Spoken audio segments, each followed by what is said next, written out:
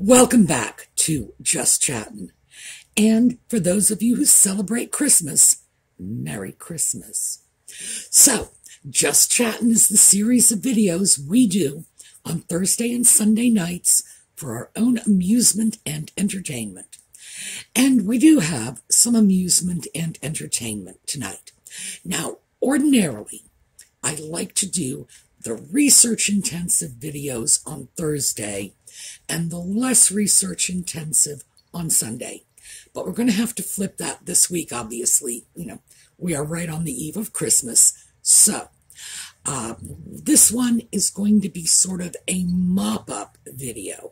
We're going to take a look at some information that has come out fairly recently that is at least marginally entertaining for us. And then at the end of this video, we're going to talk about what we're going to do on Sundays. All right, I will see you when we come back.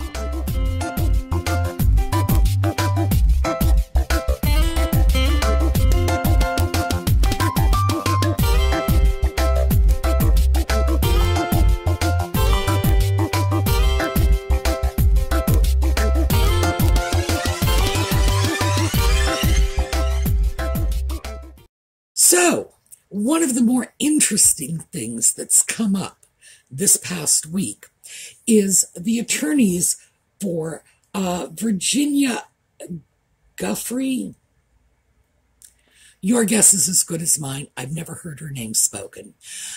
This is a woman who is suing Prince Andrew for some sort of forced sexual encounter. I'm not very clear of the details. And her attorney, David Boies, and again, never heard the name spoken, so I'm guessing based on the spelling, are saying that they may end up subpoenaing Nutmeg to testify at Ms. Guiffre's trial. This would be a civil trial where I guess she is seeking damages against Prince Andrew. So that would be happening in the U.S.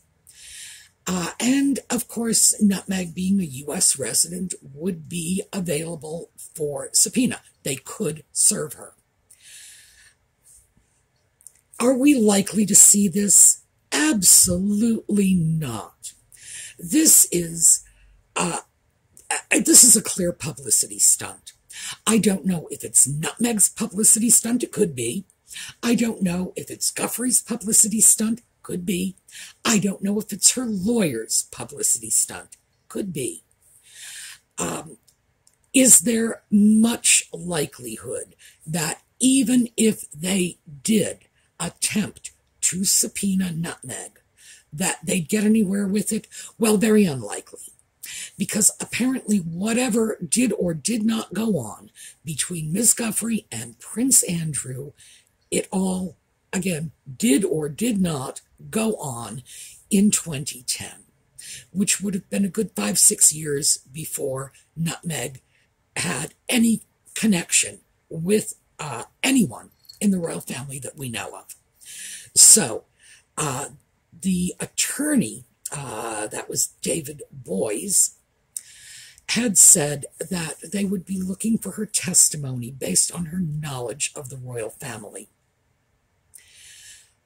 You don't have to be an extremely talented attorney to fight a subpoena like that. So Nutmeg could have basically a junior associate at whatever law firm she has engaged go into court and just say, no, there's no basis for subpoenaing her. She had no connection with anybody at the time that these alleged events took place. So, is this even...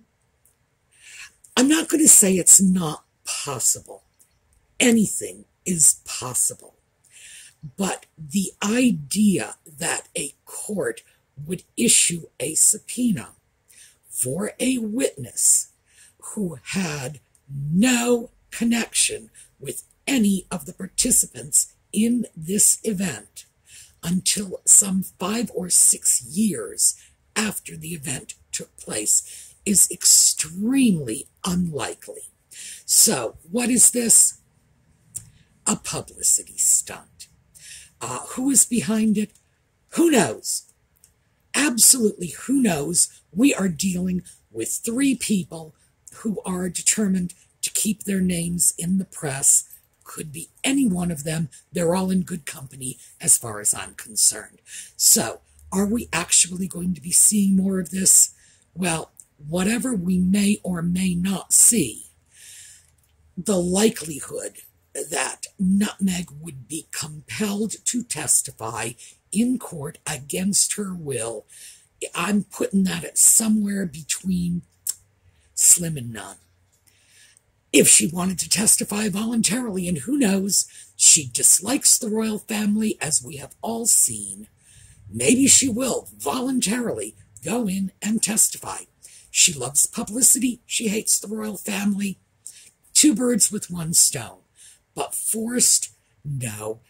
This is really sort of far-fetched to the point of, wow, slow news day, huh? Another one that I wanted to talk about is that it is being circulated that documents that came out of Nutmeg's lawsuit, the one that she recently won against the Daily Mail, had that one of the pieces of paperwork had stated that she said her sister Samantha was 13 years older than she was. So, I have been looking for this particular bit of documentation, and I cannot substantiate it.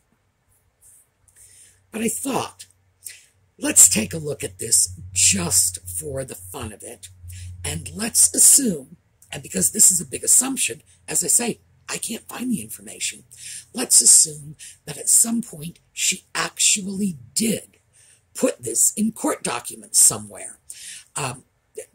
Good heavens, she put all kinds of fabrications in court documents. So, here is an example. Now, what we're looking at is ostensibly a statement in which her attorneys had said something to the effect of, and her sister, Samantha Markle, or Samantha Grant, or whatever she's calling herself, 13 years her senior.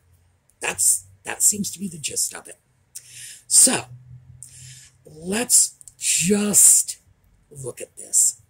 One, could it have been an honest mistake? Absolutely. Information that gets into a court goes from the plaintiff to the plaintiff's attorney to the plaintiff's attorney's clerk or whoever else types up the information in the forms, because this has to be presented to the court. You can't just hand them your yellow legal pad. Then it goes to the court, and then the court will often retype the information when it is later presented. So, if something goes through 5 or 6 hands, is it possible somebody screwed up a date? Absolutely. Absolutely. No two ways about it, because we've all seen that. I'm sure every last one of us has been to the doctor's office, the lawyer's office, somebody's office, given them information, and then gone back 2 or 3 months later and said, hey, wait a minute, that's not what I said. No, you got that wrong. My brother is actually 2 years younger than I am, not 2 years older. Or, no, that was my address in 1971, not 1976. It happens. Mistakes happen. Now, if, hypothetically, the Duchess of Cambridge had screwed up the age difference between her and her sister, which I believe is about 20 months, and said instead, she's 6 years younger, would we make any assumption other than a mistake had been made? And I would say the answer to that is no, of course not. The reason for that is the Duchess of Cambridge has not blown her credibility by lying about everything under the sun, right? We give her the benefit of the doubt because she has not abused our trust time and time and time again, right?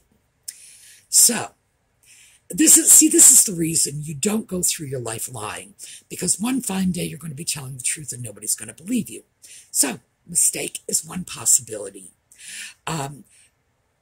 When we are walking away from things like mistake, what if she actually said it? Hey, we've always got the possibility that she doesn't know the age difference between herself and her sister, and even if she did know, she doesn't care. That's the one that I like, by the way. Yep, don't know, don't care. Somewhere between 13 and, I don't know, 45 years. Just write that down. This is not someone who's particularly attached to her family, as we all know. Does she know the age gap between her and her sister? Is it anything she would even bother to find out? I think we all know the answer to that one. There are a couple of others, though. If Nutmeg told someone the age difference between her and Samantha was 13 years, it doesn't necessarily make Nutmeg look older. It might make Samantha look younger. And given the fact that Samantha had a child at 21, fibbing about the age difference and putting Samantha's first child's birth at a time when Samantha was 17 might actually be damaging to Samantha. And I think we all know Nutmeg does not hesitate to damage members of her family, either by blood or by marriage. Something to think about. But here's the idea that Nutmeg might have intentionally thrown a mistake into court documents, hoping that a tabloid would pick up on it, run with the story, and later leave her room to file another lawsuit. Hey, who knows? So I guess for me, the bottom line is, why would we even look twice at anything she says? She has no credibility. Maybe she said it, maybe she didn't. What difference does it make? Is it the truth? Why would we think it's the truth when everything else out of her mouth is a lie? So, I stand behind what I said previously about her age being exactly what she says it was, which would be, 40 now, as she was born in 1981. The Los Angeles County records, and you can look this up, they are available on the internet. It's right there. List her as born in 1941. Her junior high school graduation is listed as 1995, which is consistent with a date of birth of 1981, because she would have been 14 graduating from junior high school. Her school lists her senior high school graduation as 1999, consistent, because she would have been 18. Northwestern lists her graduation as 2003. She would have been 22. So, because all of the publicly available documentation is supporting a date of birth of 1981, and additionally, we took a look at family photos that support an age gap of 17 years between her and Samantha, 15 years between her and Tom Jr.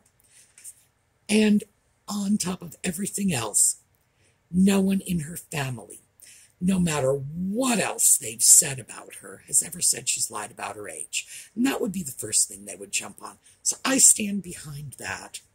Whatever may or may not have come out of those court documents, I can't find it. And even if I could, I would not consider that to be any more credible than anything else that might come out of Nutmeg's mouth. In the immortal words of Piers Morgan, I wouldn't believe her if she read me the weather report.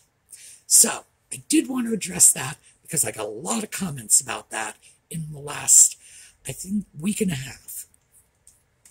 So, finally, let's take a look at those pictures. So, Nutmeg has been out allegedly Christmas shopping. And these were so obviously staged pictures. And of course, everybody's denying this. And it's absurd. I can't even understand why someone would deny it. We have magazines, and I am, again, putting that information in the video notes at the bottom. We have magazines coming out saying she's unidentifiable. Yet they show the picture and say, look, this is Nutmeg. She can't be identified. Hello. I mean, do these people read what they write? She is unidentifiable. Here she is. Here's the picture. Yes, she is unidentifiable. I took a look at that and thought to myself, you know, this could be George Harrison because all I can see is the long, dark, curly hair. It could be Weird Al Yankovic because all I can see is the long, dark, curly hair. It could be Frank Zappa, except Frank Zappa passed away a number of years ago because all I can see is the long, dark hair. And, of course, if Lady Colin Campbell is correct, we can't even read anything into the long black hair because I believe her comment on that was, it is the hair of 70 Turkish virgins. We know Nutmeg wears wigs and hair pieces and heaven only knows what else she does to extend or fluff out or enhance her hair. We know that's not what her hair naturally looks like. So what are we saying here? We were able to identify her based on a wig because she was wrapped up like a burrito in this big heavy coat. And of course, the moment the pictures come out, you've got all the information on all the clothes she was wearing. You've got all the information on all the stores she was shopping in. And certainly that tells us that these were set up photographs because no one could have recognized her. I can't tell the difference between her and my best friend from high school who also had dark hair. Please, I really couldn't. We have up-close photos. That was what someone, I don't remember who it was I was reading about, had said, notice the clarity of the photos. Paparazzi photos are just not that clear because they have to be taken from a distance. And if you look at the photos, this photo in particular, what you can see is the shadow of the photographer standing just a few feet away from her. Click, click, click, click, click. She's not even looking up. So, of course, these were posed photographs. They were designed to show off the clothes she was wearing because, of course, you know, that came right out immediately. Oh, look what she's wearing. And it's not just, oh, she's wearing a brown coat. No, they had where she got the coat from, how much it cost, and where you can buy one. That's being key. Plus, the stores she was shopping at. And they made sure they got the names of the stores in those photographs. So this was strictly a commercial venture. Personal opinion, I find that crass. I really do. That a member of the royal family is using their status, their title, the public platform that being a member of that family gives them in order to hawk merchandise. And in the overall scheme of things, given how much money she has, it's not even really high-end merchandise. I'm not saying the stuff is dirt cheap, but the point is, for someone in those stratospheric income brackets, yeah, it's practically Kmart. So, we're not even talking about doing this for the major French or Italian fashion houses, or we're talking about doing this for much more of a moderately scaled commercial venture. Ew, crass. If Wallace Simpson had done it, you better believe it would have been for Chanel. So now we're looking at this in another context too, because if you will all recall, the reason she stated that she and her father had fallen out was because he betrayed her by having those staged paparazzi photos taken. What? You want to tell me the difference?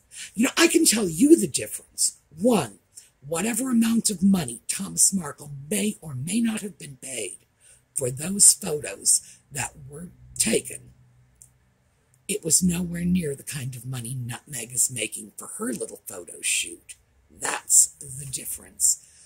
Other than that, we're talking about the same thing. We are talking about staged photographs for money.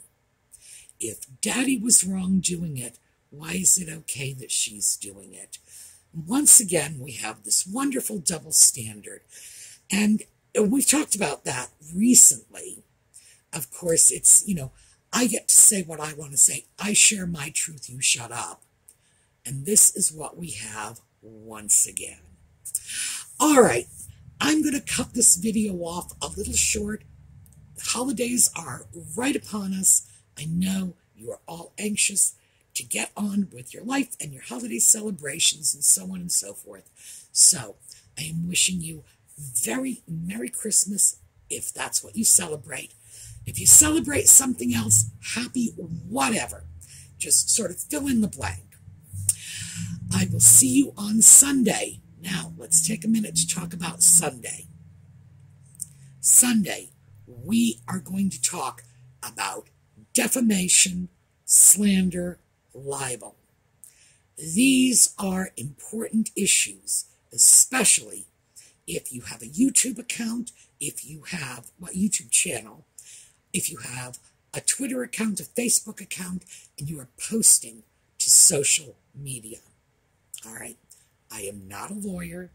I do not give legal advice, but I think I can give you enough information to help you navigate your way through safe postings as opposed to unsafe postings, because you have a right to express yourself and whatever opinions you hold. There are ways to express them that can get you into trouble. And there are ways to express the most outrageous opinions and get away with it. So that's what we're going to be looking at on Sunday. And I want to give you a heads up on this because it's a complicated situation. But I think it'll be worth it to tune in and check it out. All right. Go over to the SueMe's Angels. The holiday giveaways are still going on. We are going to give stuff away till all the stuff is gone. So go check it out. We're going to take a look at a video on our way out. And in the meantime, have an absolutely terrific weekend. Enjoy your holiday. And I will see you on the weekend for thrifting and Sunday night for defamation, slander, libel, and how to avoid getting dragged into court over it. See you then.